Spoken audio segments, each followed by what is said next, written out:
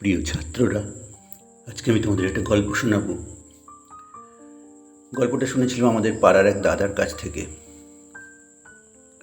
গল্পটার নাম দেওয়া যেতে পারে নপাড়া গ্রামের 9টা খুনের 9টা ভূতের রহস্য। গল্পটা এরকম, আমার দাদার মুখ থেকে যেরকম শোনা। আমার দাদা তখন খুব ছোট, তিনি নাকি তখন স্কুলে পড়েন। তো তিনি গল্পটা আমাদের বলেছিলেন। এখনও ভাবলে গা রোমাঞ্চিত হয়ে ওঠে। আমি তখন স্কুলে পড়ি। তো একদিন ঠিক হলো, আমাদেরই 2টো গ্রাম পরে ভাদুয়া গ্রামে এক বন্ধুর বাড়িতে আমি যাব। তো সেদিন ছিল ছুটির দিন। বিকেলবেলা, শেষ বিকেলে আমি ছোট ছোট পায়ে হাঁটতে হাঁটতে বিরাট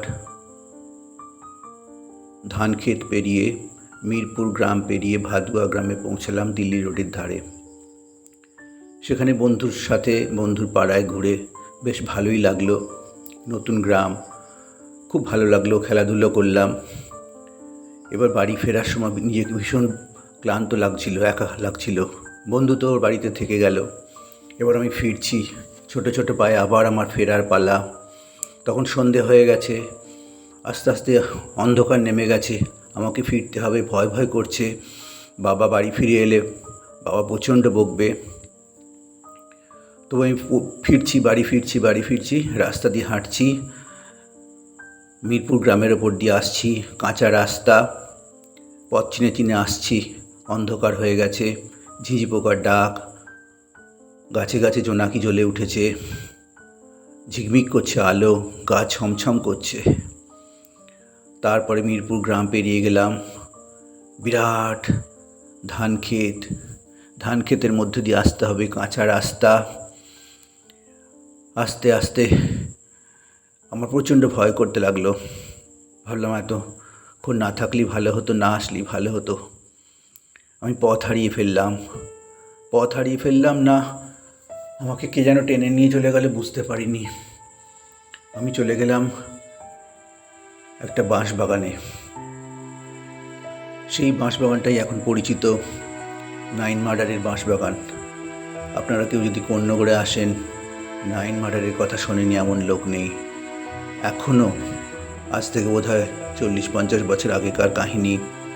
এখনও সেখানে কোনো মানুষ যেতে ভয় পায়, এমনকি দিনের বেলাও সেখানে কেউ যায় না। তো যাই হোক, কী ঘটনাটা ঘটেছিল আমি কিছুই জানি না।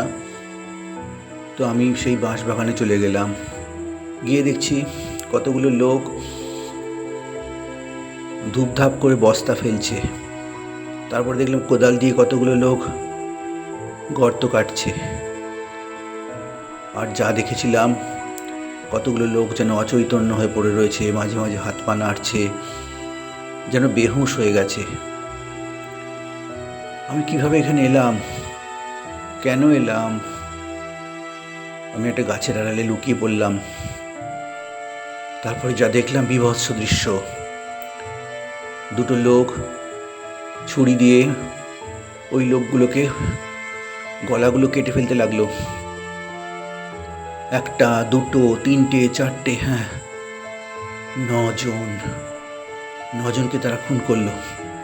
খুন করে ওই নতুন কাটা গর্তগুলোর মধ্যে জাহমাহ করে ভরে দিতে লাগলো। তারপরে দেখলাম বস্তাগুলো উল্টিয়ে নুন ঢালছে, তারপর মাটি চাপা দিয়ে দিল। খুব তাড়াতাড়ি তারা এই কাজগুলো করতে লাগলো। খুন হয়ে গেল 9জন। এরপরে ওরা যেন বলল, জালগুটো। তারপরে চলে গেল, ব্যঙ্গ করে একটা ছুরি ছুঁড়ে ফেলে দিল। আমার থেকে একটু দূরে এসে পড়ল, আমিও হয়তো মরে যেতে পারতাম। তারপর ওরা চলে গেল, আমার যেন সম্বিত ফিরে এলো। এবার আমি কি করব? কে যেন আমাকে বেঁধে রেখেছে। আমার হাত পা যেন অবশ হয়ে গেছে, আমি যেতে পারছি না, আগাতে পারছি না। জঙ্গলের মধ্যে দিয়ে খসখস করে মনে হচ্ছে কোনো সরীসৃপ চলে যাচ্ছে, দূরে শিয়াল ডাকছে। সাপের ভয় করছে, বিষধর সাপের ভয় করছে। আস্তে আস্তে আমি বাড়ি ফিরতে লাগলাম। মাঠ পেরিয়ে আস্তে আস্তে আগাতে আগাতে বুঝতে পারলাম একটা বড় খেলার মাঠ। এটাই বলপাড়ার মাঠ। এবার আমার পরিচিত জায়গায় আমি বোধহয় এসে গেছি। এবার আমি ঠিক চিনে ফেলবো আমার বাড়ি ফেরার রাস্তা। আবার আমি জঙ্গলের পথ ধরে, বাঁশবাগানের পথ ধরে বাড়ি ফিরতে লাগলাম। বাড়িতে পৌঁছালাম যখন প্রায় 8:30 9টা বেজে গেছে। বাবা খেয়ে শুয়ে পড়েছে। মা আমার চুলের ঝুঁটি ধরে টেনে নিয়ে গেল ভেতরে। কোথায় ছিলিস তুই এতক্ষণ? আমি বললাম, মা আমি তো বলে গেছি মা, আমি ওদের বাড়িতে গিয়েছিলাম। আমি তো বললাম মা, আমি তো তপনদের বাড়িতে গিয়েছিলাম, আমার দেরি হয়ে গেছে মা। তাও আমি হাত মুখ ধুয়ে পড়ার বইগুলো নিয়ে বসলাম। আমার যেন কোনো চেতনা নেই। কি দেখেছি আমি? কাউকে বলবো না বলবো না? মা বললো আর পড়তে হবে না, অনেক হয়েছে, লোক দেখাতে হবে না, নাও খেয়ে শুয়ে পড়ো।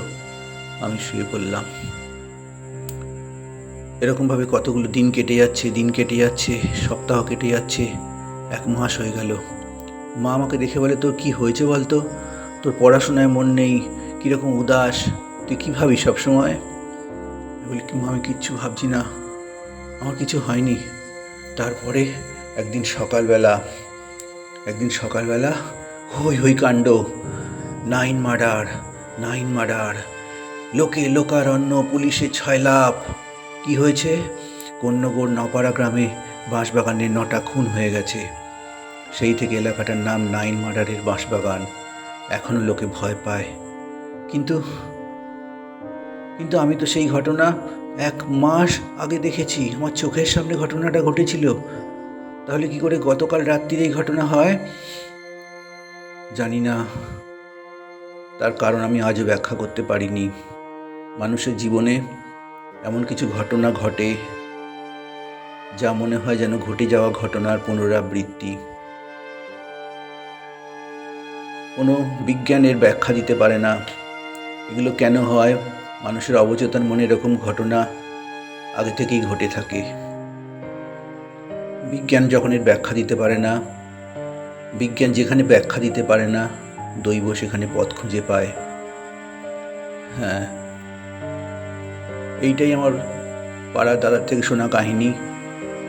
পরে আমরাও একবার গেছি সেই 9 মার্ডারের বাঁশবাগানে। আমরাও কিন্তু দেখেছি সেই বড় বড় গর্ত।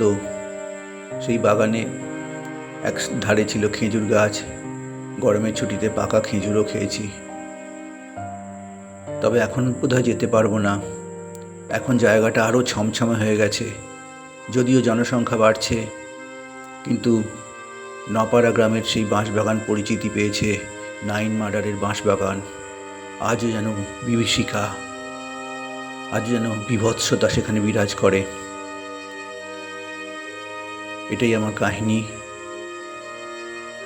কিছু কিছু ঘটনা মানুষের জীবনে সত্যি এরকম ঘটে যায়, যেটা পরে আবার পুনরাবৃত্তি হয়। আজকে এত অবধি বললাম। বন্ধুরা, তোমরা ভালো থেকো।